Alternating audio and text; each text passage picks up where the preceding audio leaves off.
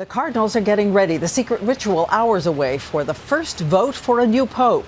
And there, right behind me at St. Peter's Basilica, in the center window, a new red curtain awaiting him. And when chosen, that's where he'll emerge to greet the faithful. And in another room tonight, there are robes in 3 different sizes. And there are new shoes for the man selected to walk in the shoes of St. Peter the fisherman. And we should tell you that the minute you arrive here in Rome, everyone is talking about the high-spirited American Cardinals shaking up this selection. And our team is on the ground, starting with ABC's Josh Elliott right now. Josh. And so it begins, Diane. Tomorrow, a world's focus will be trained on that simple chimney atop the Sistine Chapel, ready to offer all of its smoky history. It's a ritual ratified over centuries. The votes are burned, and black smoke means no consensus. White smoke means we've chosen a new pope. And yet, in so many ways, the direction that the church now charts for itself will be as important as the man chosen to lead it. Today, we got just a glimpse of what those 115 voting cardinals would see as they entered the halls of the Sistine Chapel, courtesy of Vatican TV. The frescoed history of those halls overshadowed by the votes that will take place within them tomorrow. Yesterday, the Cardinals led masses at the local churches around Rome. And for one, it would be his final mass before becoming pope. Mi sento sempre a casa. Might that pope be Cardinal Timothy Dolan of New York? In the days leading to Conclave, he's become a darling of the Italian press. Or might that pope be Cardinal O'Malley of Boston, whose humble Capuchin robes and leadership in the wake of the nationwide sexual abuse scandal have endeared him to his fellow electors? While neither claims to want the job. That's just way too out of the realm of probability. I have bought a round-trip ticket, so... Their candidacies are a sign of a race that has no clear frontrunner. Cardinal O'Malley and Cardinal Dolan are both quite popular here in Italy. There's already sort of fan clubs around the two of them. Still, the 28 Italian cardinals represent by far the biggest voting bloc by nationality. And true to form, they're thought to be pushing for an Italian pope. But as the multitude of languages that we hear today in St. Peter's Square suggests on the eve of the conclave, Vatican City is not Italy.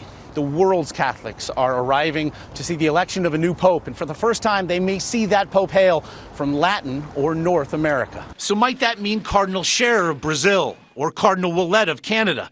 2 candidates backed by a faction of traditionalists who work in the Vatican. They're looking for someone who has executive skills. Someone talked about Jesus with an MBA. This is a historic election with the church at a crossroads, particularly in the United States. In fact, in a new ABC News Washington Post poll, an overwhelming number of American Catholics disapprove of the church's handling of the sex abuse scandals, in addition to criticism shared worldwide of the secretive and allegedly corrupt Vatican banking system. What is it that the church needs? Where does the church need to go? One thing is certain. The race is wide open, with all eyes on that chimney as Rome awaits tomorrow. And Diane, of course, no one can really predict whom the Pope will be, but whether it be a conservative, a reformer, an Italian, a North American, Latin American, and African, the one thing that all factions can agree upon, according to the experts, is that age and stamina will be crucial factors come this election. So look for a pontiff in his 60s, young and spry enough to handle the grueling demands that this next pope will surely face. They want to signal vitality. Thank you so much, Josh. And there's something we want to show you, because when those cardinals gather to choose an heir to St. Peter, they will be standing above a sacred place, 40 feet beneath the dome behind me. There is a crypt, and in it a relic discovered in the 1940s inside a wall marked with the symbol of Peter. The bones of a man in his 60s when he died, and the Pope declared them to be the bones of St. Peter, who was also crucified. And the dome above reaches toward the gates of heaven, where he is believed to be waiting with the keys. As the cardinals gather beneath, there's princes on earth. And now let's bring in ABC's Cecilia Vega with what they are going to do as this ancient process unfolds.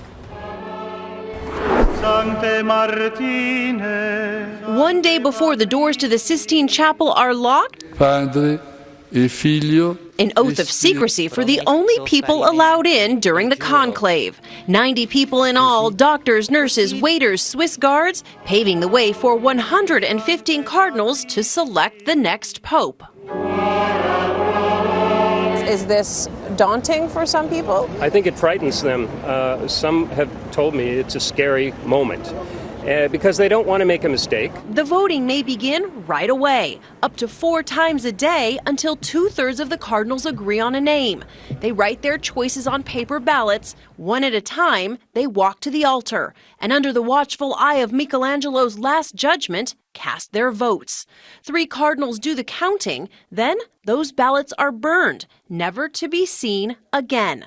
Even in this modern world, it is a centuries-old ritual that delivers the results. Black smoke means no decision. White, there is a new pope. So this is the black smoke right here. We open, and this is white. And this is the white. How do they do it? An Italian special effects crew gave us a demonstration. Seems easy. Seems. Okay. We'll see. A bit dangerous sometimes. Bit dangerous, so I should stand back. Yeah, because it's really hot.